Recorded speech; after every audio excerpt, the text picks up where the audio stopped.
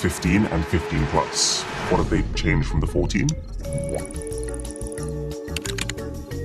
That is genuinely what it looks like on the face of it, but I have to say, pick the phones up and use them, and you realize this is such a jump that no one should ever buy an iPhone 14 from this point on. Although there's also a few weird, slightly sus things going on that we need to talk about. Okay, so I know I joke about these phones looking like basically the same thing as the iPhone 14s, but honestly, apart from the colors, which are very washed out this time around, I think the iPhone 15 is an upgrade from every single angle. The frosted back feels way more luxury, and now I'd say suits the prices being charged for these phones. It's cold to the touch. The finish almost feels satin-like, smooth matte sides. It actually feels very pro, whilst having the convenience of being highly resistant to fingerprints. You can't see them even if you try. That's partly because of these washed out colors. The front and the back now also have rounded edges. Very subtle to look at, but if you ever get the chance to go into an actual Apple store and hold one of these versus last year's iPhone, you also can't not notice how much better it feels. I've recently come from the iPhone 14 Pro Max, and using this iPhone 15 Plus, it's the same screen size, but just noticeably slimmer, a massive amount lighter, more rounded, softer to the touch. I didn't expect how much I'd like it. It's kind of felt like when Sony releases a slim version of their PlayStations a few years after the originals, and you look back at the original after that's out thinking, if it could come in this size, what on earth were they doing in this size? And what I was maybe most surprised to see is that this whole time, I've been using the case from my iPhone 14 on my iPhone 15. Every button and cutout has worked 100% as intended, so worth a try, but that might not be the case for every iPhone 14 case. Aside from the feel, the notch has been replaced by Dynamic Island, which I think looks better and has some functional perks too, like being able to see your ongoing egg timer while looking up the recipe for eggs. And then at the bottom, you've got the new USB-C port, also color matched to your phone. And I would say, so long as you don't already have like a suite of gadgets made for the old Lightning port, it is a good thing. It won't be very long till every gadget is USB-C powered. And so being on the same standard as them just means you can carry one cable around for everything. And also that you can use the iPhone 15s to charge other small gadgets. Like my PS5 controller was running out the other day. And so the ability to just stick it into my phone and not have to plug it into the PS5 itself and sit 20 centimeters away from my screen, it felt nice to be a part of the wider ecosystem. And it also means you can do fun stuff, like plug it straight into most good modern monitors, get a latency-free 60 frame per second connection, load up a game on it, connect to PS5 controller via Bluetooth, and play. This is not a new feature to smartphones as a whole, but it is new to the iPhone. Right, let's talk about these screens. The iPhone 15 has a 6.1-inch screen, and by 2023 standards feels pretty compact. The iPhone 15 Plus has a 6.7-inch screen, which sounds like a small difference, but in terms of screen area is actually just over 20% bigger. And by, well, I mean, anyone's standards really, it's a big one. I've seen a lot of discourse around the fact that these are 60Hz displays and not ultra-fluid 120Hz displays, meaning that unlike most high-end phones today, whose screen refreshes 120 times per second, which makes them appear buttery smooth, the screens here refresh only 60, which would have been the industry standard, but just from like 2015. I've seen a lot of people like $799 phone in 2023 without a 120Hz display. It's an outrage, it's a con, it's a joke. And then the other side that's like, well, actually the average consumer doesn't know and doesn't care. Why would Apple bother? And the way I see it, they're both right in a way. The iPhone 15 and 15 Plus should have a 90Hz or 120Hz high refresh rate screen. They're the most expensive current smartphones that don't have one. And yeah, I wouldn't be doing my job if I didn't say it was a little jarring for me at the start, feeling all the way around this phone thinking, damn, the base iPhone actually feels like a flagship this time. Oh, wait, oh, never mind. Coming from what I'm used to, for the first couple of days, it felt laggy, especially when changing between the different camera lenses. But then also, the fact that these phones don't have 120Hz displays, it doesn't immediately make them some sort of scam like Twitter might make it seem. Like I handed Drisha, my fiance, one phone with 120Hz and one phone with 60Hz, and she could only tell which was which when I told her. And my parents can't tell the difference even when I tell them. And if you don't notice it, you're missing out on zero functionality of your phone by not having it. So I also wouldn't be doing my job if I said to these people, don't buy this phone because it is a 60Hz display.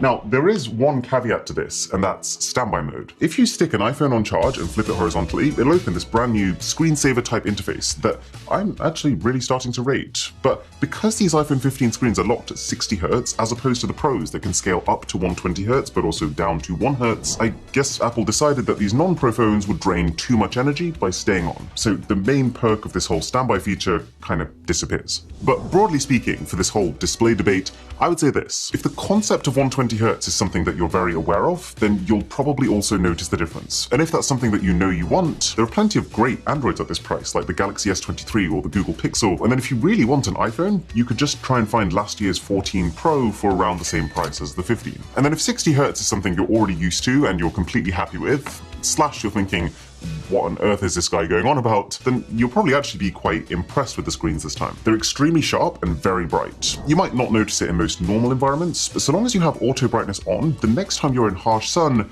you absolutely will. Plus, I've already had 2 quite scary collisions with these phones, with some damage to the body, but 0 to the screens themselves. They're very crack resistant. The way I think about the durability of recent iPhones is they're not particularly hard to damage, but they are very hard to break. Every iPhone that I've used for a year or so, they all end up with scratches in pretty much all areas, apart from the camera lenses, which in my experience are pretty well protected by the outer rims and the sapphire coating, but I've never broken one, at least not accidentally.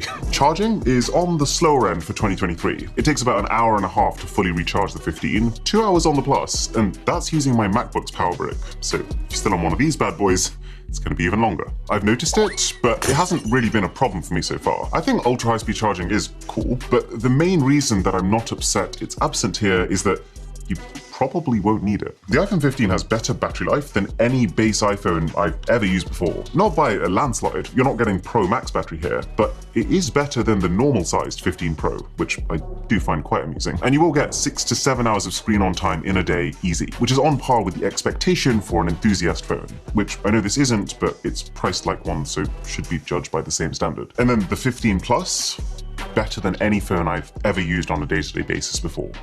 Big numbers. Like the kind of numbers that when I did my battery test, which I'll link from this video, and it slaughtered my 15 Pro Max, made me want to say, forget the triple cameras, forget titanium, and how much do I really need the latest chip? Because I want this battery, just like I want to batter Apple in the subscriber race. So if you want to help us to get there, then a sub to the channel would be batter really good. Yeah.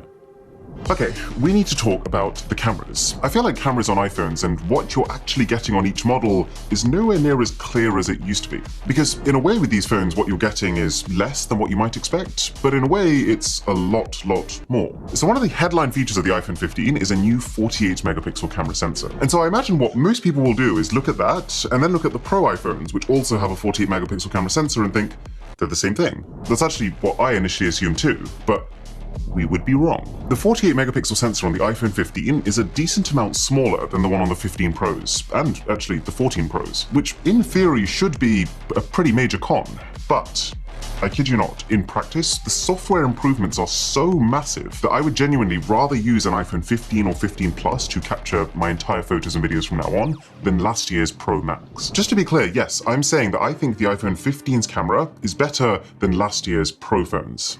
That's not a claim I make lightly. The one thing that you lose is zoom. The Pro iPhones have always had a proper telephoto camera which lets you do this. The base iPhones have always had no telephoto camera, so you can only do this. But because you've now got 4 times the number of pixels as the last iPhone on the main camera at 48 megapixels, you can actually zoom in 2 times into that, cut out half the image on the top and the bottom and half the image on the sides, and still end up with a 12 megapixel area in the middle, which is the same res that all of the iPhone 14s shot at, just using their normal one-time zoom mode. Now, it's not exactly the same thing as having a proper zoom camera, but the results are better than you might think for a phone that doesn't have a zoom camera. But then these new phones start to pull ahead in a very serious way. For starters, they take 24 megapixel photos. Even though the 14 Pros also had a 48 megapixel sensor, the default photos that you get in auto mode are scaled down to a 12 megapixel shot. But the 15s take photos in 2 times that resolution. It's a massive win in daylight conditions. Like, this absolutely pastes my 14 Pro Max in detail when the sun's out. And you'd kind of expect that gap to fall the more that the light falls, right? As then it becomes less about the amount of pixels you have, more about how much of the limited light you can let in, which this should let more in of. Except that, thanks to the new phones having an extra layer of image processing called Photonic Engine happening with night mode photos, the gap, in a way, actually becomes bigger. I almost could not believe what I was seeing when I took these samples. And then the final key new software perk that this generations of iPhones get is depth information. When you take a photo of a person or a pet, the phones use both of their cameras at the same time to figure out how far away things are. And they store that data as part of the photo file, which means anytime you fancy, you can come back, you can hit edit on one of them, add the portrait mode effect, and also refocus them. All of this is really cool, but it just does raise one question, which is that why is all of this stuff, the 24 megapixel capture, the extra processing in night mode, the ability to capture depth information and refocus afterwards, why is it not also available on last year's 14 Pros? The usual answer with most phones is that, well, it's a next-gen product with a next-gen chipset, and all the features require that next-gen chipset and its intelligence to work.